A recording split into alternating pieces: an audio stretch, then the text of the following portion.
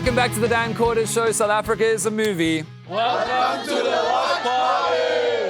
Now, we started this show with the frankly overwhelming news that Police Commissioner of KZN, Mkhwanazi, yesterday in a bombshell, I'm going to say nuclear-level bombshell press conference, accused the police minister, Senzo Mchunu, of politically interfering to stop the investigations into political killings in KZN and other places. He accused one of the national deputy commissioners of taking 121 case dockets that were open and live political killings investigations away from the task team that were investigating them and letting them rot. He linked the police minister with an array of sordid and dodgy individuals like Kat Matlala and potentially also Brown Mkhwanazi, who the police minister had denied knowing just a few months ago in Parliament. And he said that he had evidence for all of this. This is on top of the fact that 12 SANDF soldiers are currently under arrest for allegedly killing a Hawks detective who are investigating them for abduction. On top of the fact that the police crime intelligence head, Dumisani Khumalo, is under arrest for corruption. And on top of the fact that in the next few days, it may happen that National Police Commissioner Fani Masemola gets arrested for corruption charges as well. Any one of these stories would be a headline of the year, talk about for a year story. But South Africa is unbelievably extra, and it's often too much. And that's why we're going to talk about it with a real expert who I'm delighted to welcome back to the show from the Institute of Security Studies. It's Gareth Newham, everybody.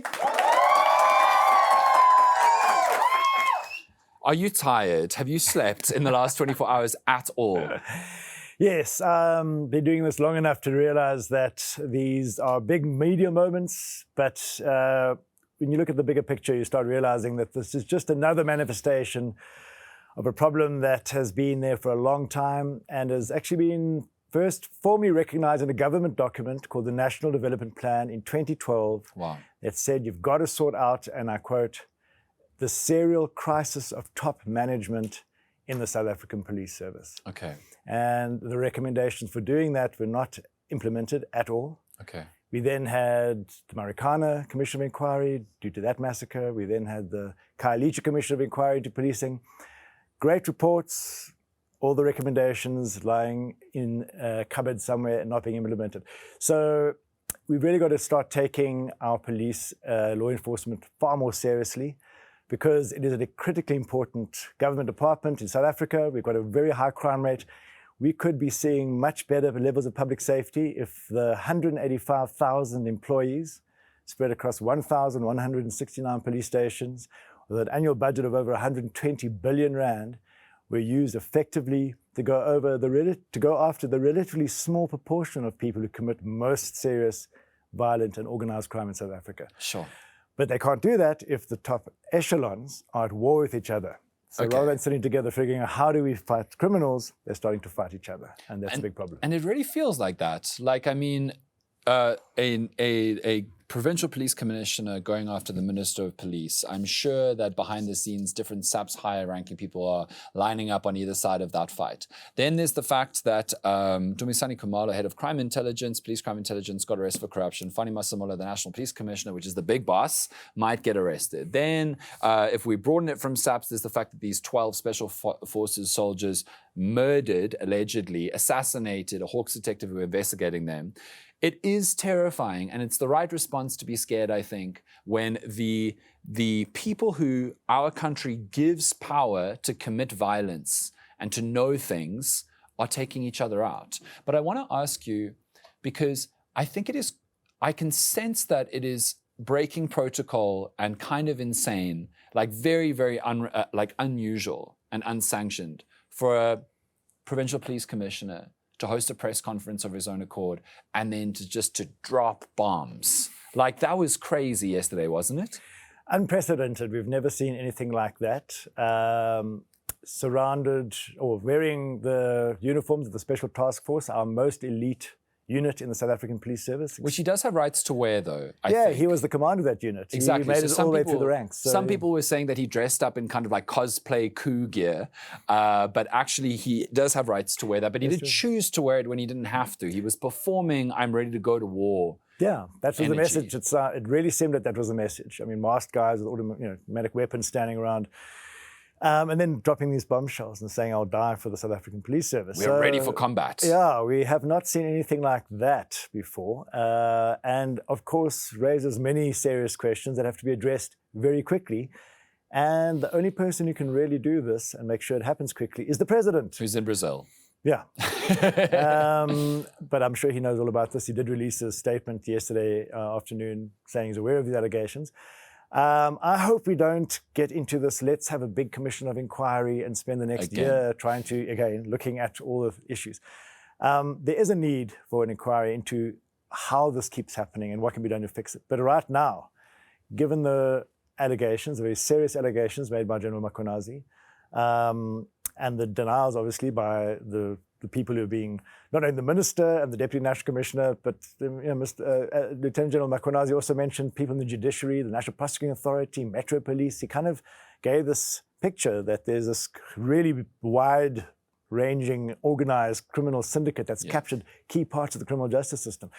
So those allegations need to, as a matter of urgency, and I would say within the next week or two, get there are many different structures in the state that could investigate this, have experts who know how to investigate these things, put them under a team, under a retired judge, just to make sure that the investigation is credible, and look at each of those claims, look at the evidence he says he's got, and then within a week or two make an assessment of, what do we know now? And then makes clear recommendations to the president so that this can be dealt with. Because you can't have a situation where, you think about the structure of the police, there's something called the Board of Commissioners. So the top 30 lieutenant generals sit there and they make decisions for the whole South African Police Service, which affects all of us. They have regular meetings. Both the Deputy National Commissioner and General Mkhwanazi are on that Board of Commissioners.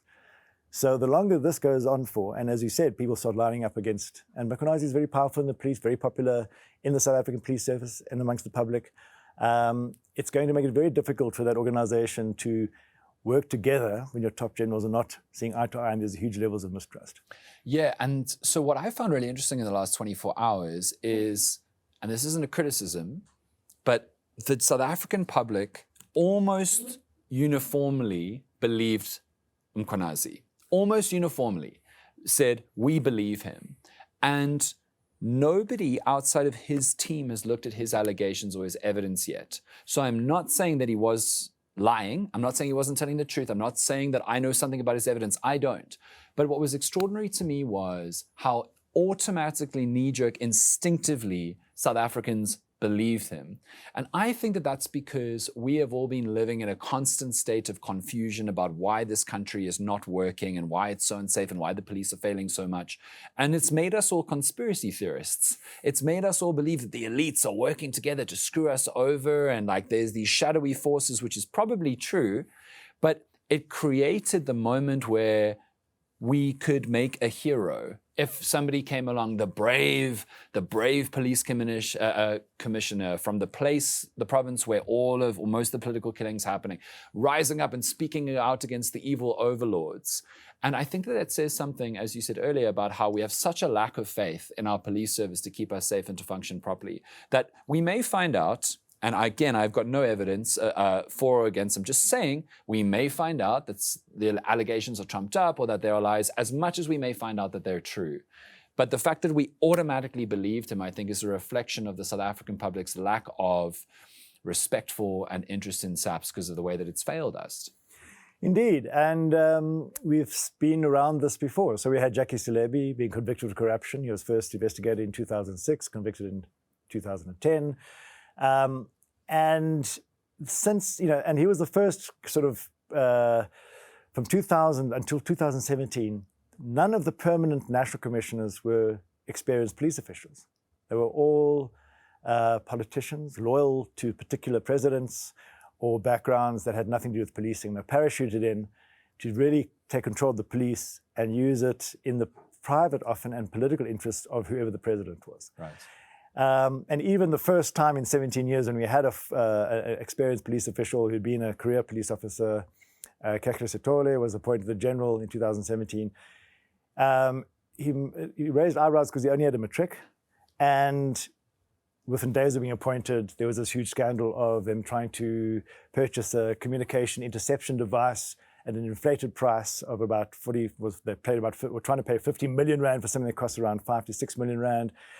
This got out in the media, it was stopped, and subsequent court judgments were made against the National Commissioner about this. And then you had Becky Cele as the minister refusing to speak to him. So we've been watching this kind of politics at play and interference at the top levels of the police for decades. Right. And Mkhwanazi in 2012 really sort of stood out as somebody who was willing to resist this, because as the acting National Commissioner for a year, when there was interference in trying to protect the then head of crime intelligence, Lieutenant General Richard Mkhwanazi, who spent 5 years in prison for various violent crimes and is now currently being prosecuted for corruption that he allegedly committed while he was the head of the division. Oh, it's endless. Mkhwanazi stood up and said, I will not protect this man. I will make sure that he's fired, and that cost him his job. So he's got that reputation in the police as, I'm not scared of politicians. Right. I'm not here for political reasons. I'm here because I'm a cop's cop. I really believe in policing.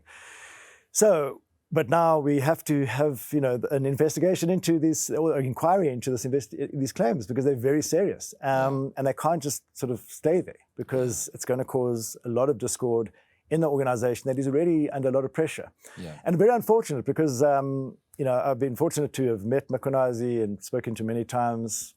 I have respect for him. He comes across as a no-nonsense, well-disciplined person who doesn't tolerate ill discipline and corruption. But the minister has also been a fantastic breath of fresh air since he was appointed last year in June or in July. He has really taken on the portfolio in a way that he wants to see changes over a 5-year period of his office. He's done a lot of really interesting initiatives, or started them, to try and deal with some of these systemic and endemic challenges the organization faces that undermines its professionalism. Okay. So improving health and wellness of the SAPS members themselves, looking at how do you improve recruitment and selection processes and training. How do you modernize police stations so that when you go there, you get a really good service?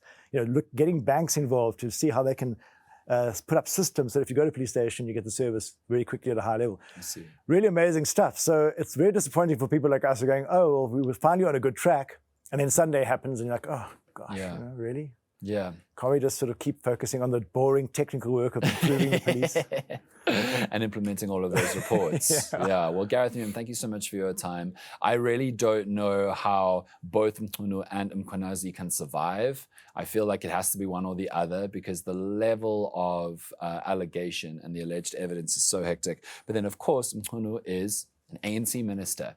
And so it's got such wide-ranging impacts. And I'm sure we're going to have you back, because we love having you here. Gareth Newham, everybody, thank you so much for your time.